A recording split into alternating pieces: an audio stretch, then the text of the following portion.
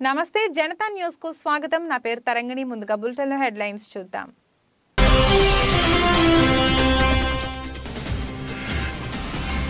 Japan లో 155 సార్లు కంపించిన భూమి, 8 మంది మృతి.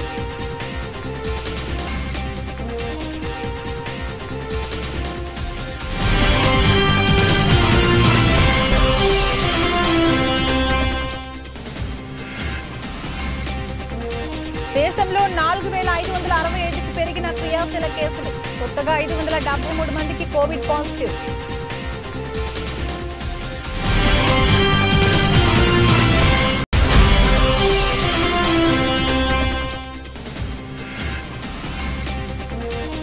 ఆధార్తోనే ఉపాధి హామీ వేతన చెల్లింపులు. కొత్త ఏడాది క్రూరమైన కానుకని విపక్షం మండిపాటు.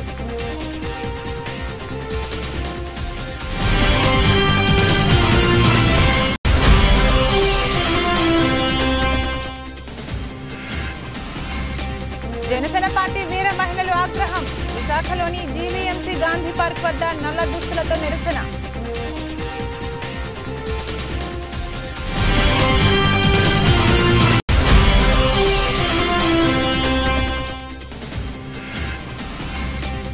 భారతదేశ ప్రధాన న్యాయమూర్తి చేసిన వ్యాఖ్యలను వ్యతిరేకిస్తున్నాం. సిపిఐ జాతీయ కార్యదర్శి నారాయణ.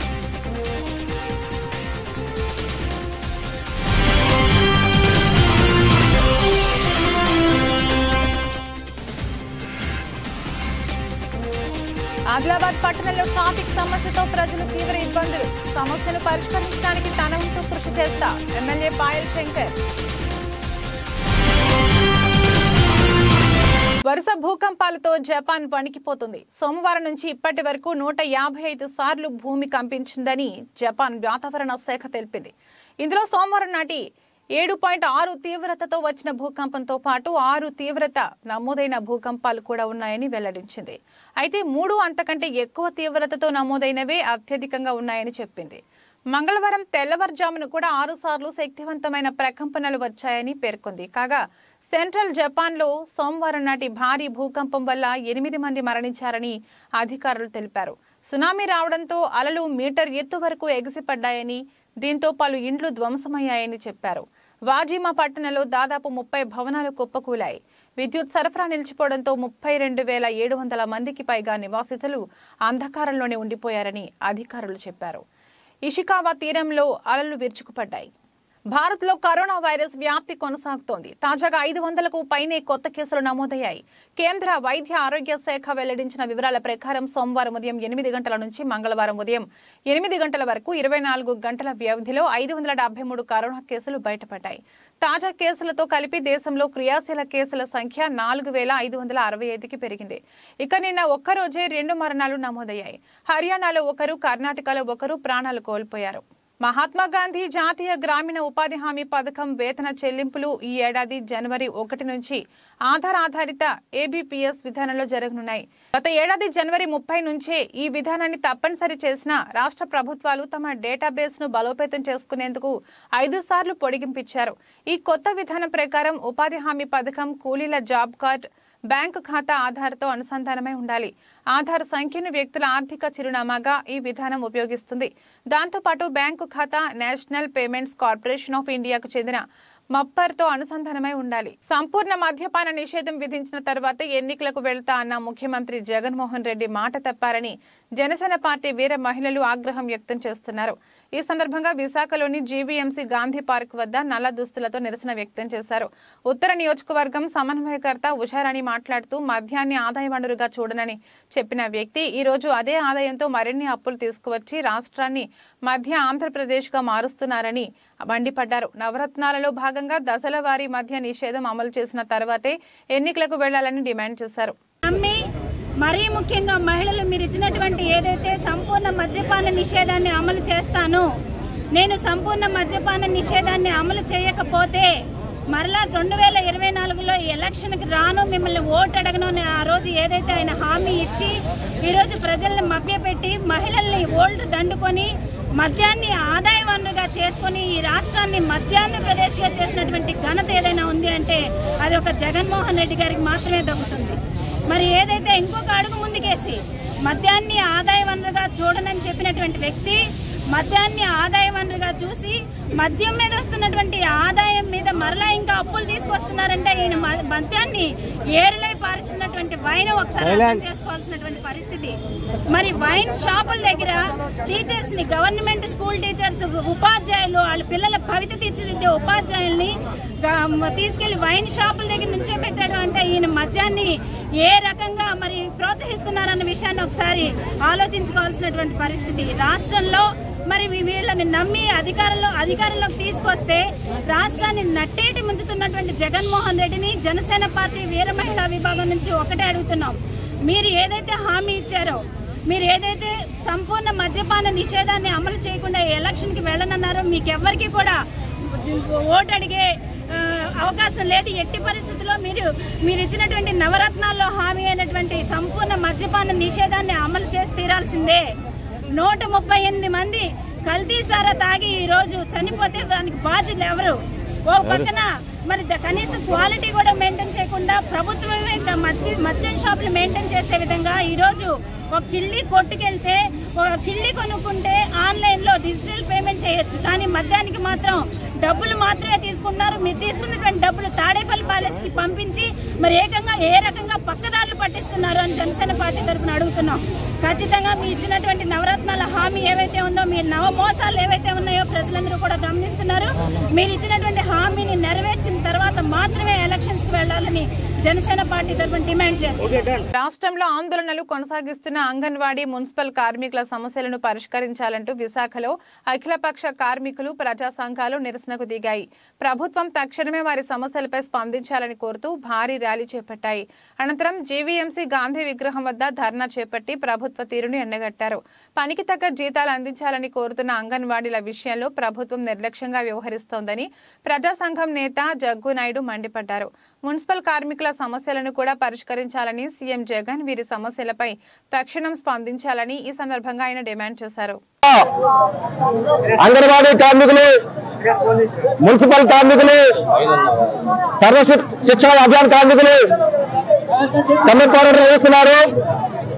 కార్మికుల మీద జగన్మోహన్ రెడ్డి ప్రభుత్వం నిర్బంధం ఆపి వీరి యూనియన్ ప్రతినిధులతో వెంటనే చర్చలు జరిపి సమస్యలు వెంటనే పరిష్కారం చేయాలని చెప్పని డిమాండ్ చేస్తూ విశాఖ జిల్లాలో ఈరోజు అఖిలపక్ష కార్మిక సంఘాలు, ప్రజా సంఘాల ఆధ్వర్యంలో సరస్వతి పార్క్ నుండి జీవీఎంసీ అంగన్వాడీ శిబిరం వరకు ప్రదర్శన జరిగింది. జగన్మోహన్ రెడ్డి గారు ఎన్నికల్లో పాదయాత్రలు అంగన్వాడీ చెల్లెమ్మల అక్కమ్మలు, నా సోదరులను నాకు అధికారం ఇవ్వండి, మీరు సుప్రీంకోర్టు గైడ్లైన్స్ ప్రకారంగా గ్రాడ్యుయేట్ చెల్లిస్తాను, కనీస వేతనం 20,000 రూపాయలు ఇస్తాను, నేను కార్మికులుగా గుర్తిస్తానని చెప్పని ఎన్నికల్లో హామీ ఇచ్చాడు ఆయన. ఆ అధికారం అయిపోతా ఉంది, ఆ హామీ అమలు చేయలేదు. అందుకని కార్మికులు గత 19 రోజులు సమ్మె చేస్తున్నారు. సమ్మె చేస్తే బాధ్యతగా ముఖ్యమంత్రి అయితే యూనియన్ ప్రభుత్వం చర్చలు జరిపి సమస్య పరిష్కారం చేయాలి. అలా కాకుండా అంగన్వాడీ తాళాలు మొదలుపెట్టి సచివాలయ సిబ్బందితో ఈరోజు కార్యక్రమాలు నిర్వహిస్తూ ఉన్నారు. ఇది దుర్మార్గం విషయం. మేము తీవ్రంగా ఖండిస్తూ ఉన్నాం. మున్సిపల్ కార్మికులకు హామీ ఇచ్చాము, నేను కాంట్రాక్ట్ హౌస్ సిస్టాన్ని రద్దు చేస్తాం, సమావేశం చెల్లిస్తానని చెప్పి పర్మిట్ చేస్తానని హామీ ఇచ్చాం. మాట తప్పును మనం తప్పు ఉన్నాం, మాట తప్పు మనం తప్పు. ఈరోజు మున్సిపల్ కార్మికుల సమస్య పరిష్కారం చేయట్లేదు. కార్మికులు ఆందోళన చేస్తుంటే పోటీ కార్మికులు తీసుకొచ్చి ఆ కార్యక్రమం చేస్తావా? నాయకుల్ని దుర్నిర్దేశం చేస్తావా? కార్మికుల్ని అరెస్టు చేసి పోలీసులు నిర్బంధిస్తావా? జగన్మోహన్ రెడ్డి గారు ఒక విషయం చర్చించుకున్నాం. ఏ ప్రభుత్వమైనా, ఏ పాలకులైనా కార్మికవర్గం మీద, ప్రజల మీద నిర్బంధం ప్రయోగించి బతకట్లేదు, అధికారం వెళ్ళిపోలేదు.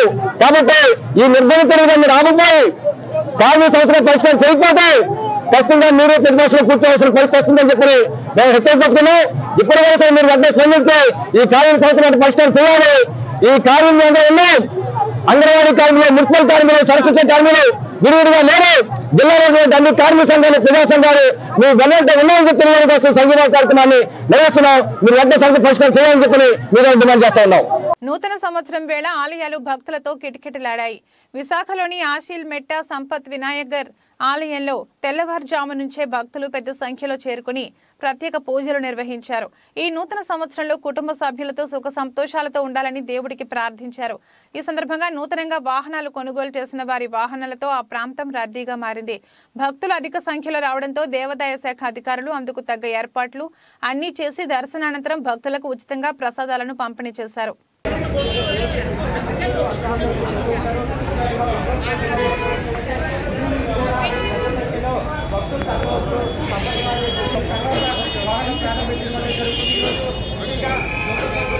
అనేక మంది నగర వాసులు తమ కొత్త వాహనాలు కొనుగోలు చేసుకొని ఏదైతే దేవాలయం నగరంలోని అనేక దేవాలయాలన్నీ కూడా ఇప్పటికే నగర వాసులతో ప్రత్యేక పూజలు చేస్తున్నారు. ముఖ్యంగా విశాఖ వ్యాప్తంగా నూతన సంవత్సరం వేడుకలు అనేవి పెద్ద ఎత్తున విశాఖలోని సంపత్ వినాయక టెంపుల్తో పాటు ముఖ్యమైన దేవాలయాలైన సింహాచలం శ్రీ వరలక్ష్మీ నరసింహ దేవాలయంలో ప్రత్యేక పూజలు చేయడం అయితే జరుగుతుంది. ఇది ప్రస్తుతం విశాఖలోని పరిస్థితి.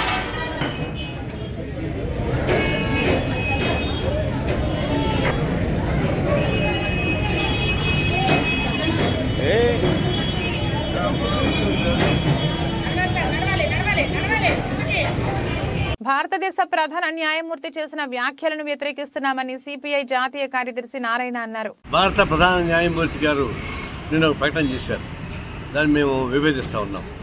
ఒకవైపున ఈ బాబ్రీ మసీద్ కూలగొట్టింది ఎవరో అందరికీ తెలుసు. ప్రపంచం దేశం మొత్తం సినిమాలాగా చూశారు. అట్లాంటి బాబ్రీ మసీద్ కేసు 5 మంది జడ్జి కేసు తీర్పిచ్చారు. న్యాయమైన తీర్పడతారు. ఎట్లా న్యాయమైన తీర్పుతుంది? ప్రపంచం మొత్తం తెలుసు కదా. ఎల్కే అద్వాని అక్కడే ఉన్నారు, మురళీమోహన్ జోషి అక్కడే ఉన్నారు, ఉమాభారతి అక్కడే ఉంది. అంతా కలిసి కూలగొట్టి డ్యాన్స్ చేసుకున్నారు. ప్రపంచం తెలుసు. తెలిసినా కూడా మన దోషులను గుర్తించడంలో నిరాకరించి దాన్ని తీర్పు ఇచ్చారు. ఆ తీర్పుని తీర్పు అని చెప్తారు. ఆ తీర్పు సార్ ఎక్కడున్నారు? తీర్పు ఇచ్చిన ఒక ఆయనేమో రాజ్యసభలో ఉన్నాడు, ఇంకొక ఆయనేమో ఆంధ్రప్రదేశ్ గవర్నర్గా ఉన్నారు. ఇది గుర్తుపై కింద లెక్క. అది న్యాయమైన తీర్పుని చెప్తారు మీరు. లేదా మసీదు కూలగొట్టి రామాలయం కట్టారు. రామాలయం కడితే ఎల్కే అద్వాని రావద్దని చెప్పారు. ఎందుకంటే ఆయన కూల్చింది ఆయన కాబట్టి గిల్టీగా ఉంటుందని చెప్పేసి బీజేపీ అదేసే వాళ్ళు లోపల గిల్టీకి ఫీల్ అవుతున్నారు. ఆయన వాళ్ళు కూల్చారు కాబట్టి ఆయనకు వస్తే బాగుండేవాడి. ఆయనకి అట్టహాసంగా ప్రారంభోత్సవం చేస్తున్నటువంటి రామాలయానికి మీరు రావద్దని చెప్పేసి అయోధ్యకు రావద్దని చెప్పేశారు. దీన్ని బట్టి అర్థమవుతుంది కదా ఎవరు కూల్చారు. కాబట్టి న్యాయ వ్యవస్థ లేకుండా పోవడం విచారకరంగా ఉంది. ఉన్నది చెప్పాలి. తర్వాత మనం చదువుకోవద్దాం, మనం చూసుకోవచ్చు. అంటే ఇది భారత న్యాయమూర్తి అభిప్రాయాన్ని మేము విభేదిస్తాం. హన్మకొండ జిల్లా వరంగల్ మున్సిపాలిటీ పరిధిలోని 56 డివిజన్ల డిసెంబర్ 31వ తారీఖు ఆదివారం రోజున వర్ధనపేట శాసనసభ్యుడిగా ఘన విజయం సాధించి మొట్టమొదటిసారిగా 56వ డివిజన్ గోపాలపురం కేజీ ఫంక్షన్ హాల్లో కొంక హరిబాబు నిర్వహించిన ఆత్మీయ సన్మాన కార్యక్రమానికి హాజరైన వర్ధనపేట నియోజకవర్గ శాసనసభ్యులు కెఆర్ నాగరాజు అనంతరం మాట్లాడుతూ, నన్ను అత్యధిక మెజార్టీతో గెలిపించడంలో మీ పాత్ర కూడా ఉండడం చాలా అభినందనీయమని, ఈ డివిజన్లో చాలా మంది ఉద్యోగస్తులు ఉండడం నా గెలుపు సహకరించి నన్ను ఆదరించినందుకు ప్రతి ఒక్కరికి పేరు పేరున కృతజ్ఞతలని తెలియజేస్తూ మీకు ఎల్లవేళలా అందుబాటులో ఉంటా. నేనే ఉదయాన్నే గుడ్ మార్నింగ్ ఎమ్మెల్యే ప్రోగ్రాంతో మీ కాలనీలకు వచ్చి మీ సమస్యలన్నీ పరిష్కరిస్తానని వారికి తెలియజేయడం జరిగింది. ఈ కార్యక్రమంలో 56వ డివిజన్ కాంగ్రెస్ నాయకులు కొంగ హరిబాబు, సీనియర్ నాయకులు, డివిజన్ స్థాయి నాయకులు, మహిళా నాయకులు, యువకులు, వివిధ అనుబంధ సంఘాల నాయకులు తో పాటు తదితరులు పాల్గొన్నారు. ఏ సమస్య ఉందో మీరు ఫోన్ లో చెప్తే, ఎందుకంటే ఇలా మీటింగ్ ఉన్నప్పుడు నేను ఫోన్ ఎత్తకుంటే అదొక రాంగ్ మెసేజ్ పోతుంది. ఎమ్మెల్యే ఫోన్ ఎత్తలేడు, గెలిచినట్టు ఇట్లున్నాడు, గెలుపున్నాడు అనేది అదొక మెసేజ్ పోతుంది. రైల్వే ఎమ్మెల్యే అనేది ఒకటి పెడుతున్నా, అది ఫ్రీ కాల్ ఉంటుంది, మీకు డబ్బులు కూడా కట్ కావు. దానికి మీరు కాల్ చేయొచ్చు, మీ సమస్య కూడా చెప్పచ్చు. నాకు స్పోర్ట్స్ ఉంది, నాకు ఆసక్తి ఉంది కాబట్టి నేను ఉదయాన్నే లేపుతాను. వచ్చి 6 గంటలకు వచ్చి లేపుతా. లేపి నీతో నాతో అందరికి కలిపి కాలనీ ఈవెన్ ఆఫీసర్లు కూడా తీసుకొని వస్తా. 6 గంటలకు రావాలని చెప్తాను. కాలనీ సమస్యలు ఏమన్నా కూడా తప్పనిసరిగా అప్పుడు కూడా మాటించిన, ఇప్పుడు కూడా చెప్తున్నా, నా వంతు కృషి తప్పనిసరిగా కాలనీలో ఏం కావాలో, ఏం నీడ్స్ ఉన్నాయో తప్పనిసరిగా వాటిని అటెండ్ అయ్యే బాధ్యత తీసుకుంటా. మేము అందరినీ మేల్కొల్పి ఆ కాలనీల సమస్యలను, ఆ పైన ఇంకా SC ST సబ్ ప్లాన్ అన్నారు ఇంకా తీసుకొస్తా. అది కూడా కొట్లాడే విధంగా కొట్లాడి తీసుకొచ్చే విధంగా చాలా మంది 10 ఏళ్ల నుండి బడుగు బలైన వర్గాలు మన యొక్క దళిత సోదరులు సోదరిమణులంతా ఇల్లు లేక చాలా మంది ఇబ్బంది పడుతున్నారు. ఇల్లు తెచ్చే విధంగా తర్వాత ఏ దాంట్లో డౌన్ టు ఎత్తుపోతా మీకోసం డౌన్ టు ఎత్తుపోయి ఇల్లు కూడా తీసుకురావడానికి అలాగే నిధులు తీసుకురావడానికి నేను ప్రయత్నం చేస్తా. గోపాలపూర్ చెరువును ఆల్రెడీ నేను ఐబీ అధికారులను పిలిచి మాట్లాడడం జరిగింది. ఐబీ అధికారులతో మాట్లాడి కలెక్టర్ గారికి స్ట్రిక్ట్ గా ఇన్స్ట్రక్షన్స్ ఇస్తున్నాను. నా తమ్ముడో మా అన్ననో నా కొడుకో గాని ఇలాంటి పని చేసినప్పుడు ఎవరిని కూడా ఉపేక్షించద్దాను. ఏదైతే చెరువు ఆక్రమించిందో దానిపైన తప్పనిసరిగా చట్టపరమైన చర్యలు, కక్ష సాధింపు చర్యలు కాదు, చట్టపరమైన చర్యలు తీసుకోవాలని కలెక్టర్ గారు చెప్తే అది వర్క్ నడుస్తుంది. అతి త్వరలో దానికి ఏదైతే క్యాచ్మెంట్ ఏరియా కాకుండా ఇప్పుడు ఉన్న ఏరియానే మనం కాపాడే విధంగా ఫెన్సింగ్ చేసే విధంగా చెప్పినాను. అది బహుశా ఈ మన గ్రామ పాలన ఈ ప్రజాపాలన వచ్చింది కాబట్టి కొంచెం పోస్ట్పోన్ అయింది. అది తప్పనిసరిగా ఆ చెరువు తర్వాత చాలా మంది పాపం ఒక ఉద్యోగి కష్టపడి ఒక 250 గజాలు భూములు ఆక్రమించి ఎవరైనా ఇబ్బంది పెడితే నేను మాత్రం టాలరేట్ చేయను. కఠినంగా ఏదైతే మనం చట్ట ప్రకారమే చేస్తాం తప్ప ఇల్లీగల్ చేయాలని కూడా మీకు మాటిస్తున్నా. అలాగే మీరు చూసింది ఇంకా చట్టసభల్లో వాళ్ళు మేము ఓడిపోలేదు మీకు తెలిసినట్టే భావిస్తున్నారు. రేవంత్ అని ఒక్కటే చెప్పిన ముఖ్యమంత్రి మిమ్మల్ని అరెస్ట్ చేయం, మార్షల్తో ఎత్తుకపోయి బయటపడేయం, మీరు వినాలే, ప్రజలకు సమాధానం చెప్పాలి, మీరు ఇక్కడనే కూర్చోవచ్చు. లేక ధర్నా చౌక్ కూడా ఓపెన్ చేయించండు. ధర్నా చౌక్ దగ్గర మీరు ధర్నా చేయాలి, ప్రజల కోసం మీరు ఏం చెప్తారో చెప్పాలి అని ఆయన స్పష్టంగా చేసిండు. ఇక చూస్తే మీ అందరికీ తెలుసు మనం తెలంగాణ సాధించింది దేనికోసం, నీళ్లు నిధులు నియామకాలను ఎటువంటి మనం తెచ్చుకున్నాం. కానీ దురదృష్టకరం ఆంధ్రపాలన దోసుకపోయిందో లేదో కానీ ఇప్పుడు జరిగిన ధ్వంసం అయితే చాలా భారీగా ఉంది సార్. మీ అందరికీ ప్రొఫెసర్లకు తర్వాత చాలా మంది చదివిన వాళ్ళందరికీ తెలుసు చాలా ధ్వంసమైంది. అసలు ఏ కారణంలో కూడా ఒక పైసా లేకుండా చేసింది. అప్పు చెప్పు మళ్ళీ అప్పు చేసింది. ఇప్పుడు మనం మన స్థితిగతులను చూసుకొని మనం అప్పు చేస్తాం. ఆ అప్పును ఎట్లా కట్టాలని ఆలోచిస్తాం. ఆ అప్పును కూడా తీర్చేదానికి మళ్ళీ అప్పు తీసుకొచ్చినట్టు మీరు ఆలోచించారు. సరే అప్పులు చేసి చేసిందా, ఎవరికైనా ఇందిరమ్మ ఇల్లు ఇచ్చిందా, సరే డబుల్ బెడ్రూమ్ ఇచ్చిందా, లేకుంటే ఎవరికైనా ఉద్యోగాలు ఇచ్చిందా? చివరికి మా ఉద్యోగస్తులకు కూడా 15వ తారీఖు వరకు కూడా జీతాలు వస్తున్నాయి. వాళ్ళ డిఏ లేదు, హెచ్ఆర్ఏ లేదు, సరిగా వాళ్ళ ఇంక్రిమెంట్ రాలేదు, పిఆర్సీ లేదు, డిఎస్సీ పడలేదు. చాలా మంది టీచర్ల కోసం ఉద్యోగాల కోసం, చాలా మంది గ్రూప్ 1 ఉద్యోగాల కోసం హెల్త్ కార్డు కూడా లేదు. సో ఇన్ని సమస్యలు మరి డబ్బులు తెచ్చి అప్పు తెచ్చి చాలా బాగా చేసినాం మేము.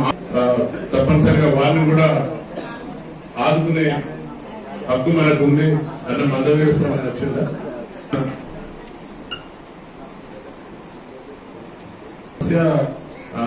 ఏది పర్యావరణం ఏమంటారు, సమాధుల తోట కావాలి.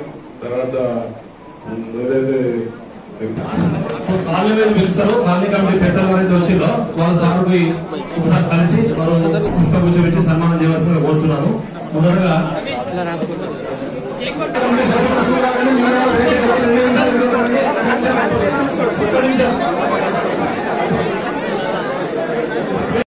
కుటుంబ సమేతంగా సోమవారం ఆంగ్ల నూతన సంవత్సర సందర్భంగా యాదాద్రి శ్రీ లక్ష్మీ నరసింహస్వామి వారిని దర్శించుకుని ప్రత్యేక పూజల్లో పాల్గొన్నారు. భువనగిరి ఎమ్మెల్యే కుంభం అనిల్ కుమార్ రెడ్డి ఆయనకు మొదటిగా ఆలయ సాంప్రదాయ ప్రకారం స్వాగతం పలికి ప్రధానాలయంలోని స్వయంభూ మూర్తుల దర్శనం అనంతరం ప్రత్యేక ఆశీర్వచనములు చేసిన ఆలయ అర్చకులు, ఆలయ అధికారులు స్వామివారి లడ్డు ప్రసాదం అందజేశారు. అనంతరం మీడియాతో మాట్లాడుతూ నూతన సంవత్సరం సందర్భంగా స్వామివారిని మిత్రులు, కాంగ్రెస్ నాయకులతో కలిసి దర్శించుకుని యాదాద్రి భువనగిరి జిల్లా ప్రజలు సుఖ సంతోషాలతో ఉండాలని, స్వామివారి ఆశీస్సులు అందరిపై ఉండాలని కోరుకున్నట్లు తెలిపారు.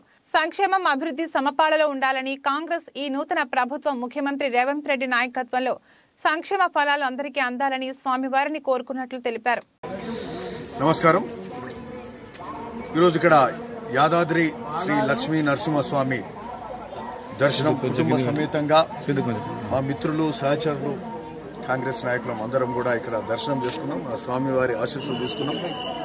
ఈ నూతన సంవత్సరం అంతా అందరూ యాదాద్రి భువనగిరి జిల్లా మొత్తం భువనగిరి నియోజకవర్గ ప్రజలు అందరం కూడా సుఖ సంతోషాలతో ఉండాలి. ఆ స్వామివారి ఆశీస్సులు మెండుగా ఉండాలని కోరుకుంటూ అన్ని వర్గాల ప్రజలకు మరి అందరూ బాగుండాలి, సుఖ సంతోషాలతో ఉండాలి. సంక్షేమం, అభివృద్ధి సమపాలలో ఈ కొత్త ప్రభుత్వం కాంగ్రెస్ ప్రభుత్వం ముఖ్యమంత్రి రేవంత్ రెడ్డి గారి నాయకత్వంలో మరి ఈ రాష్ట్రం మొత్తం కూడా మన జిల్లా అంతా కూడా అందరికీ అన్ని సంక్షేమం అభివృద్ధి ఫలాలన్నీ కూడా అందరికీ అందాలని అందరికీ మరొకసారి నూతన సంవత్సర శుభాకాంక్షలు తెలుపుతాము. గ్రేడ్ 1 మున్సిపాలిటీ అయిన ఆదిలాబాద్ పట్టణంలో ట్రాఫిక్ సమస్యతో ప్రజలు తీవ్ర ఇబ్బందులు ఎదుర్కొంటున్నారని, ఆ సమస్యను పరిష్కరించడానికి తన వంతు కృషి చేస్తానని ఎమ్మెల్యే పాయల్ శంకర్ అన్నారు. మంగళవారం మధ్యాహ్నం 12 గంటలకు పట్టణంలోని ప్రధాన వీధుల గుండా మున్సిపల్ పోలీస్ సిబ్బందితో కలిసి ఆయన పాదయాత్ర చేపట్టారు. వీధి వ్యాపారులకు ప్రత్యామ్నాయ స్థలంతో పాటు పార్కింగ్ స్థలాన్ని పరిశీలించి ట్రాఫిక్ సమస్యను పరిష్కరిస్తామన్నారు. ఈ కార్యక్రమంలో municipal commissioner Sailaja, traffic CI Pranay Kumar, 1వ పట్టణ సిఐ సత్యనారాయణ, మున్సిపల్ అధికారులు, బీజేపీ నాయకులు తదితరులు పాల్గొన్నారు. మున్సిపాలిటీగా ఉన్నటువంటి ఆదిలాబాద్ అన్ని రకాలుగా బాగుండాలని, ఆదిలాబాద్ మున్సిపాలిటీలో ఉన్నటువంటి సమస్యలన్నీ కూడా పరిష్కారం చేయాలన్నటువంటి ఆలోచనతో ఇటు ట్రాఫిక్ పోలీస్ అధికారులతో, అదేవిధంగా మున్సిపల్ అధికారులతో, మున్సిపల్ ఇంజనీర్లతో, మిగతా రెవెన్యూ సిబ్బందితో ఆదిలాబాద్ పట్టణంలో ఉన్నటువంటి ట్రాఫిక్ సమస్య ఉన్నటువంటి కూడళ్ళన్నీ కూడా ఈరోజు పాదయాత్ర ద్వారా నడుచుకుంటూ ఆ యొక్క ప్రాంతాలన్నింటి కూడా పరిశీలించడం జరిగింది. ప్రధానంగా ఆదిలాబాద్లో ఉన్నటువంటి మున్సిపాలిటీలో ఉన్నటువంటి ట్రాఫిక్ సమస్య పరిష్కారం చేయాలా. ఈ ట్రాఫిక్ సమస్య అనేది అందరికీ ఉన్నటువంటి సమస్య, ఏ ఒక్కరి సమస్య కాదు. ఏదైనా ఎమర్జెన్సీ ఉన్నప్పుడు, రేపు గుండెనొప్పి, ఇంకేదో విషయం మీద ఆసుపత్రి వెళ్ళాలన్నా కూడా ట్రాఫిక్ సమస్య మధ్యన ఉంటే, ట్రాఫిక్ అడ్డం ఉండి పోలేనటువంటి పరిస్థితి అంబులెన్స్లకు ఉంటే ప్రాణాలు పోయినటువంటి సందర్భాలు కూడా అనేక మనం చూసాం.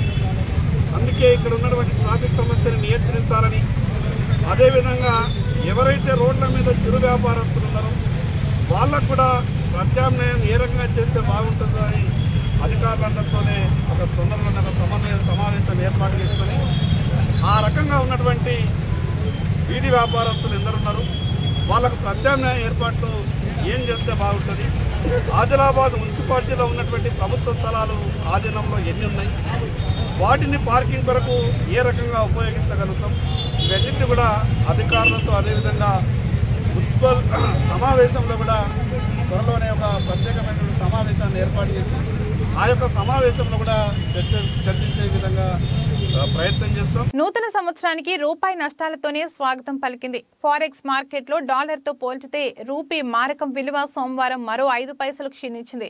ఉదయం ట్రేడింగ్ ఆరంభం నుంచే నేల చూపుల్ని చూసిన రూపాయి చివరిదాకా అదే తీరును కనబరిచింది.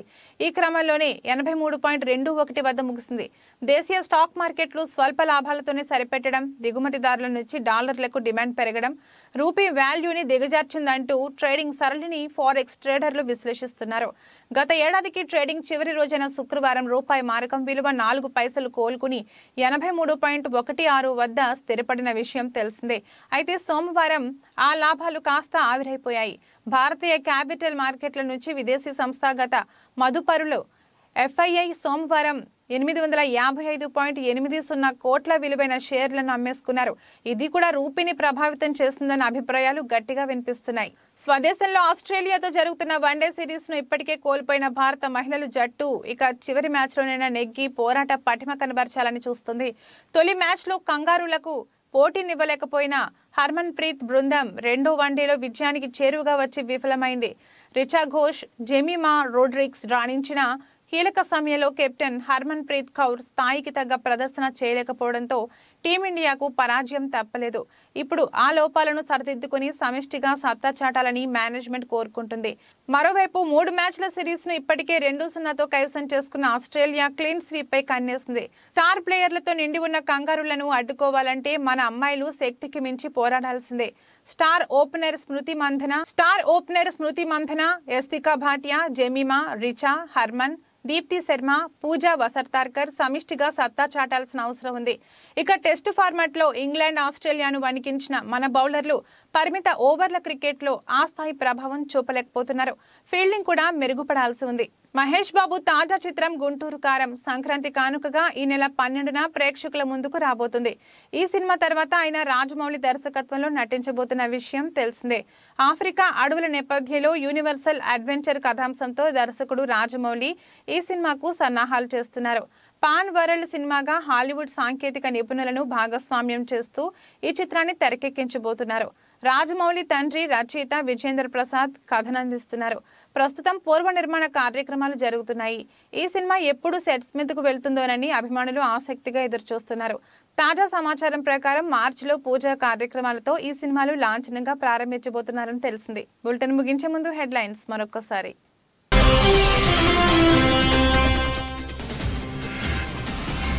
జపాన్లో 155 సార్లు కంపించిన భూమి, 8 మంది మృతి.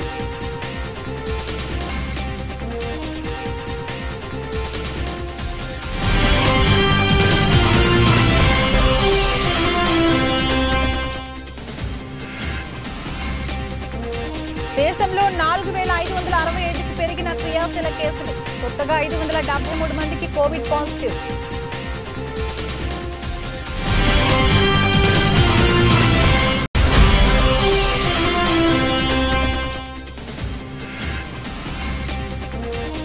ఆధార్తోనే ఉపాధి హామీ వేతన చెల్లింపులు. కొత్త ఏడాది క్రూరమైన కానుకని విపక్షం మండిపాటు.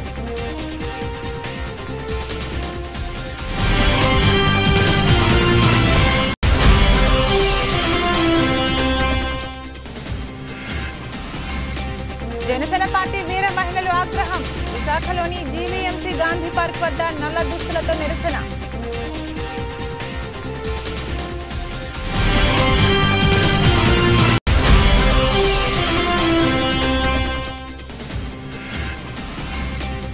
భారతదేశ ప్రధాన న్యాయమూర్తి చేసిన వ్యాఖ్యలను వ్యతిరేకిస్తున్నాం. సిపిఐ జాతీయ కార్యదర్శి నారాయణ.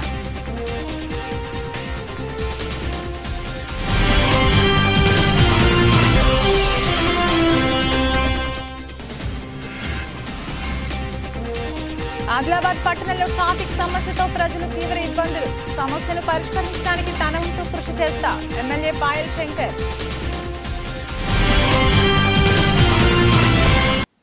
ఇదే రోజు బులెటిన్. మరో బులెటిన్లో మళ్ళీ కలుద్దాం. అంతవరకు సెలవు. నమస్కారం.